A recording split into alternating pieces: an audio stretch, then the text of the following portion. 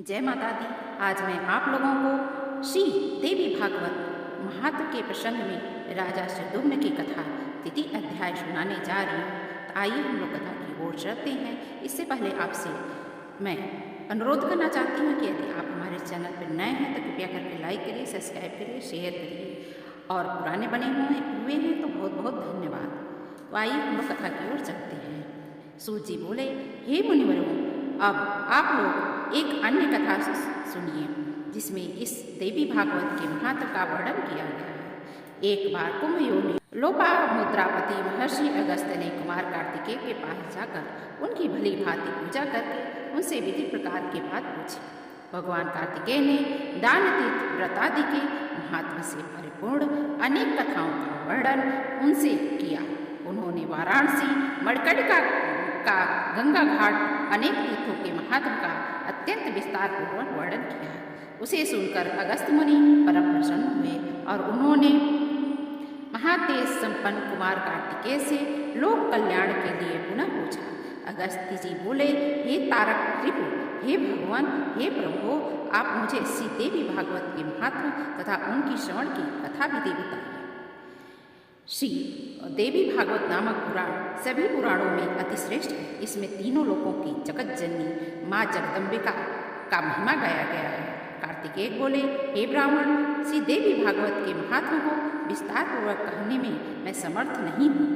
मैं इस तरह संक्षेप में कहूँगा, अतः आप सुनिए। जो शाश्वती सच्चिदानंद स्वरूपा भोग तथा मोक्ष प्रदान करने वाली जगदम्बा हैं, वे स्वयं इस पुराणों में विराजमान रहती हैं। अतएव हे मुनि, यह श्री देवी भागवत उन जगदम्बिका की वांगमयी मूर्ति है जिसके पठन एवं श्रवण से इस लोक में कुछ भी दुर्लभ नहीं है।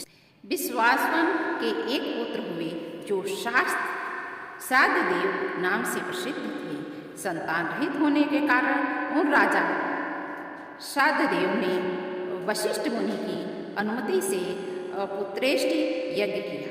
तत्पश्चात मनुष्याध देव की भार्या श्रद्धा ने यज्ञ के होता से प्रार्थना की, हे ब्राह्मण, आप कोई ऐसा उपाय बताइए जिससे मुझे कन्या की प्राप्ति हो।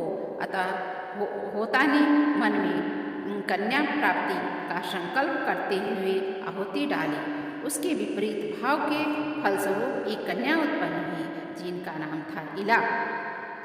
इसके बाद पत्नी को देख करके उदास मन वाले राजा श्राद्धदेव ने गुरु वशिष्ठ से कहा, हे प्रभु, पुत्र प्राप्ति के आपके संकल्प के विपरीत यह कन्या कैसे प्राप्त हो गई। यह सुनकर महर्षि वशिष्ठ ने ध्यान लगाया। इसमें होता का व्यक्ति क्रम जान करके वे इला को पुत्र बनाने की कामना से ईश्वर की शरण में गए।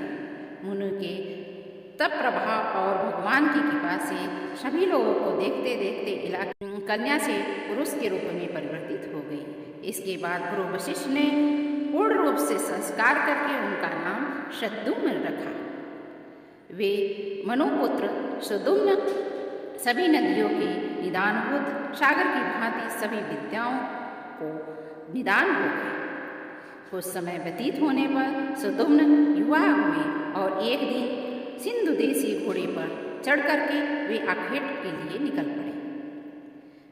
अपने सहचरों के साथ वे कुमार शतधुम्न एक वन में पहुँचे, जहाँ भटकते भटकते फिर वे संजोग से वे हिमालय की तलहटी के उस वन में पहुँच गए जहाँ किसी समय देवाधिदेव भगवान शंकर अपनी भार्या अपर्णा के साथ आनंदपूर्वक मुद्रा में रमण कर रहे थे। उसी समय भगवान शंकर के दर्शन की अभिलाषा से मुनिगण वहाँ आए और उन्हें देखकर पार्वती जी लज्जित हो गई। तब शिव एवं पार्वती को रमण करते देख करके उत्तम व्रत धारण करने वाले मुनिगण वहाँ से वैकुंठ लौट गए। तदंतर अपनी प्रीतमा को प्रसन्न करने के लिए भगवान ने उस अरण्य को श्राप दे दिया कि आज से जो भी पुरुष यहाँ पर आएगा वह स्त्री हो जाएगा। तभी से पुरुष ने उन वन में जाने का त्याग कर दिया। संयोगवश यहाँ पर पहुँचते ही शतधुम्न एक लावण्य रूपी स्त्री के रूप में परिवर्तित हो गए। देखिए भगवान की महिमा कि पहले तो कन्या थे इला नाम की, बाद में वो लड़की के रूप में परिवर्तित हो गए थे। फिर उसके बाद में वो उनको लड़का बनाया गया। अब फिर वो स्त्री के रूप में परिवर्तित हो गए। ऐसी तो कथा वर्णन हो रही है। अपने सभी अंचलों को पुरुष से स्त्री तथा घोड़ों पर घोड़ियों पर रूपांतरित हुआ देख करके सुदुम्न आश्चर्यचकित हो गए। अतः वह अपने रूपवती तरड़ी वन में विचरण करने लगे। एक बार वह बुद्ध के आश्रम के समीप पहुंची। स्थूल तथा उन्नत स्तनों वाली नीम फल के समान लाल ओठों वाली, कुंद फूल के समान श्वेत दांतों वाली, सुंदर मुख तथा कमल के समान नयनों वाली एवं स्वांग सुंदरी तरुणी को देख करके कामदेव के बाणों से बिधे हुए अंगों वाले भगवान बुद्ध उस पर मोहित हो गए। वह सुंदर भौहों वाली युवती भी चंद्र पुत्र कुमार बुद्ध पर आसक्त होकर के बुद्ध के साथ रमण करती हुई उनकी आश्रम में रहने लगी। हे महर्षि अगस्त, कुछ समय बाद बुद्ध ने उस तरुणी से पुरूरवा नामक पुत्र को जन्म दिया। इस प्रकार बुद्ध के आश्रम में रहते हुए कई बार व्यतीत होने पर किसी समय उसे अपने पूर्व जन्म का वृतांत स्मरण आया और वह दुखित हो गई, आश्रम से चली गई। इसके बाद गुरु वशिष्ठ के आश्रम में पहुंच करके उन्होंने प्रणाम किया और सारा वृतांत का सुनाया। पुरुषत्व की कामना करती हुई वह उनके शरण में हो गई। इस प्रकार सभी बातों को जान करके गुरु वशिष्ठ ने कैलाश पर्वत पर जा करके भगवान शंकर का विधि विधान के अनुसार भक्तिपूर्वक स्तुति की, पूजा की, आराधना की। वशिष्ठ जी बोले, शिव शंकर, कपर्दी, गिरजा के अर्धांग एवं चंद्रमौलू को बार बार मैं प्रणाम करता हूँ। वृद्ध, सुखदाता, कैलाशवासी, नीलकंठ, भक्तों को भोग तथा मोक्ष प्रदान करने वाले आपको नमस्कार है। शिव स्वरूपा, शरणागत भयकारी, विषम वाहन, शरणदाता परमात्मा को नमस्कार है। सिजल पालन तथा संहार के समय ब्रह्मा, विष्णु तथा महेश रूपधारी देवादिदेव, वरदायक तथा त्रिपुरारी को मेरा बार बार प्रणाम है। यज्ञ रूप तथा याजकों के फलदाता को बार बार नमस्कार है। आप गंगाधर, सूर्य, चंद्र, अग्नि स्वरूप त्रिनेत्र को मेरा नमस्कार है। इस प्रकार मुनि वशिष्ठ के द्वारा स्तुति किए जाने पर करोड़ों सूर्य सदृश प्रभात से युक्त एक भगवती पार्वती के साथ नंदी पर आरूढ़ वे जगतपति भगवान शंकर प्रकट हो गए। चांदी के पर्वत के समान प्रभाव वाले त्रिनेत्र भगवान शंकर चंद्रशेखर शरण में आए हुए मुनि श्रेष्ठ वशिष्ठ से अत्यंत प्रसन्न होकर बोले। श्री भगवान ने कहा, हे विप्र, आपके मन में कौन सी ऐसी इच्छा है? वह यह मांगने के लिए उनके इस प्रकार कहने पर गुरु वशिष्ठ ने प्रणाम करके इला की पुरुषत्व प्राप्ति के लिए उनसे प्रार्थना की। इसके बाद प्रसन्न होकर के शंकर जी ने मुनि श्रेष्ठ वशिष्ठ से कहा कि 1 मास तक वह पुरुष रहेगी और 1 मास तक स्त्री रहेगी। इस प्रकार शिव जी से वर प्राप्त करके महर्षि वशिष्ठ ने यह वरदान प्रदान करने के लिए सदा उत्सुक रहने वाली जगदम्बिका पार्वती को प्रणाम किया। करोड़ों चंद्रमा की कला कांति से युक्त तथा सुंदर मुस्कान वाली भगवती की सम्यक पूजा करने वाली सदा के लिए इला की पुरुषत्व प्राप्ति की कामना के लिए वशिष्ठ जी श्रद्धापूर्वक उनकी स्तुति करने लगे। हे देवी, हे महादेवी, हे भक्तों पर कृपा करने वाली भगवती, आपकी जय। हे समस्त देवों के आराध्य स्वरूपा और अत्यंत गुणों की आगार, आपकी जय। हे देवेश्वरी, हे शरणागत वत्सले, आपको बारंबार नमस्कार है। हे दुखारणी, हे दुष्ट दानों का नाश करने वाली भगवती, आपकी जय।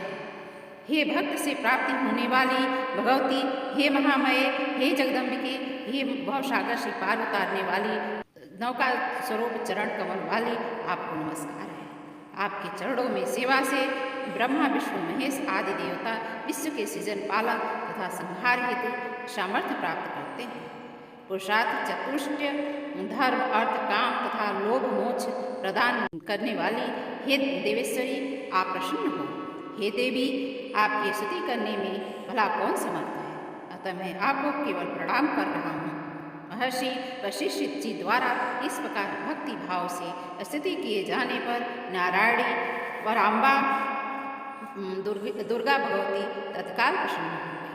तदंतर भक्तजनों का दुख दूर करने वाली महादेवी ने मुनि वशिष्ठ से कहा, हे मुनिश्रेष्ठ, आज सुद्युम्न के घर जा करके भक्तिपूर्वक मेरी पूजा करें। हे द्विज श्रेष्ठ, सुद्युम्न को 9 दिनों में मुझे प्रसन्नता प्रदान करने वाले श्री देवी भागवत पुराण का प्रेम पूर्वक श्रवण कीजिए। इसके श्रवण मात्र से उसे सर्वदा के लिए पुरुषोत्त की प्राप्ति हो जाएगी। ऐसा कहकर भगवती पार्वती एक वक्त तथा भगवान शंकर अत्यंत ध्यान हो गए। इसके पश्चात वशिष्ठ जी उस दिशा की ओर नमस्कार अपने आश्रम को लौट आए और सुद्युम्न को बुला करके उन्होंने देवी की आराधना करने के लिए उन्हें आदेश दिया। अश्विनी मास के शुक्ल पक्ष में जगदम्बिका का विधिवत पूजा करके तो वशिष्ठ ने राजा को नवरात्रि विधान के अनुसार श्रीमद् देवी भागवत सुनाया। इस प्रकार अमृत स्वरूप से देवी भागवत को भक्तिपूर्वक सुना और गुरु वशिष्ठ का पूजन वंदन करके सुद्युम्न ने सदा के लिए पुरुषोत्त प्राप्त कर लिया। महर्षि वशिष्ठ ने सुद्युम्न का राज्याभिषेक किया और वे प्रजाओं को प्रसन्न रखते हुए धर्मपूर्वक भूमंडल पर शासन करने लगे। सुद्युम्न ने अत्यंत श्रेष्ठ दक्षिणा वाले भांति भांति के यज्ञ किए और अंत में पुत्रों को राज्य का शासन सौंप करके वे देवी के लोक में प्राप्त हुए। हे विप्रों, इस प्रकार मैंने आप लोगों को इतिहास सहित देवी श्रीमद् देवी भागवत बता दिया। यदि कोई मनुष्य सद्बुद्धि के साथ इसे पढ़ता है अथवा सुनता है, वह देवी की कृपा प्राप्त कर लेता है और सभी मनोकामनाओं को पूर्ण करता है। अंत में महादेवी के वो शरण में चला जाता है और माँ देवी दुर्गा काली का सालोक्य प्राप्त होता है। वही देवी, वही काली, वही पार्वती, वही शिव जी की अर्धांगिनी है। तो ऐसी कथा रही। यह कथा आपको सुन के कैसी लगी? यदि कथा अच्छी लगी हो तो अधिक से अधिक लोग को शेयर कीजिए, अधिक से अधिक लोग को सुनाइए, जिससे उनको भी माँ दुर्गा का आशीर्वाद प्राप्त हो सके। शिव से शक्ति अधूरी, शक्ति के बिना शिव अधूरी। तो जब आप शिव और शक्ति को दोनों को पूजेंगे तो आपको परम गति की प्राप्ति होगी। यदि आप शिव को पूजेंगे और शक्ति को नहीं पूजेंगे तो परम गति को प्राप्त नहीं हो सकती।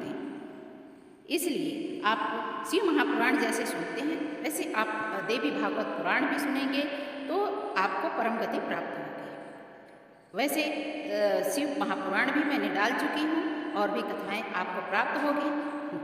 सावन के महात्म्य भी पढ़े हैं, कार्तिक महात्म्य भी पढ़े हैं। जो भी वीडियो आप प्राप्त करना चाहते हैं मेरे YouTube के माध्यम से आप प्राप्त कर सकते हैं और कथाएं सुन सकते हैं, उसका आप लाभ उठा सकते हैं। जब भी एक क्षण के लिए भी आपको समय मिले उस समय आप मोबाइल ऑन करके रख देंगे तो आपके घर में सुख शांति का अभाव जो होगा वो खत्म हो जाएगा। सुख शांति आपके घर में आएगी। माँ भगवती का आशीर्वाद प्राप्त होगा, महादेव का आशीर्वाद प्राप्त होगा। कथा सुनने के लिए बहुत बहुत धन्यवाद। ओम हर हर महादेव, जय माता दी।